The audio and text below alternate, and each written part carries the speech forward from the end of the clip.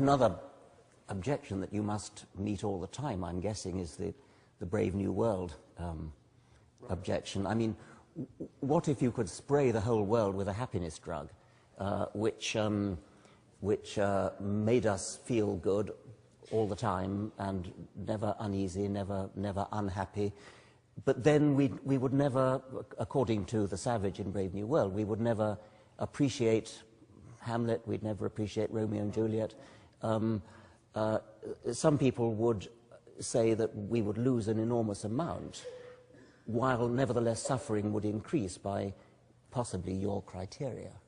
Yeah, well, I think this is the question of how much we want our conscious states and emotional life to actually track the reality of our circumstance in the world. And I think we certainly wanted to track reality rather closely. Now, the question is whether we want it to perfectly track. That seems to be, I think, open to debate. But clearly, if everyone's taking the happiness drug, this is, in some basic sense, materially unsustainable. I mean, if you're just knocked out on the couch in bliss, you know, and your children are starving, or you have no career anymore, so there are obvious consequences to well, you slanted that again.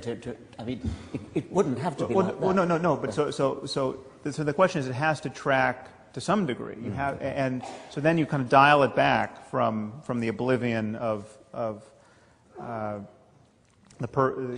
perfect drug, and you ask yourself, well, just how happy do you want to be able to be? So let's say we develop a pill that is the perfect antidote to grief.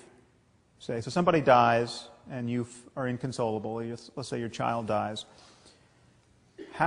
When do you want to take that pill? I mean, do you want to take that pill? What would it mean to take the pill the moment your child dies? Okay, so you know that your daughter has drowned in the bathtub. You come upon the scene, your life is ruined, but then you realize you've got some of these pills in the drawer.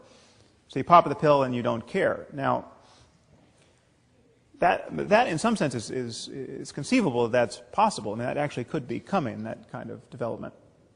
The question is, what are you forsaking? I mean, what does it mean to love someone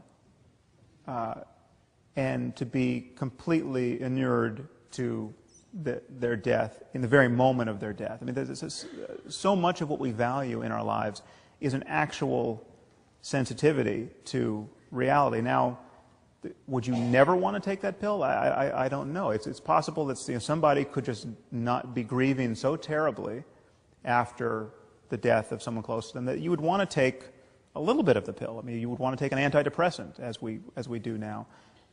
That seems to me to be perfectly sane. But there's this gray area where the question gets interesting, and perhaps we'll never feel that we have a clear-cut right answer. But it's clearly not the pill that leaves you just immune to any changes in the world that are actually relevant to your relationships with those you care about and your understanding of what's going on in the universe.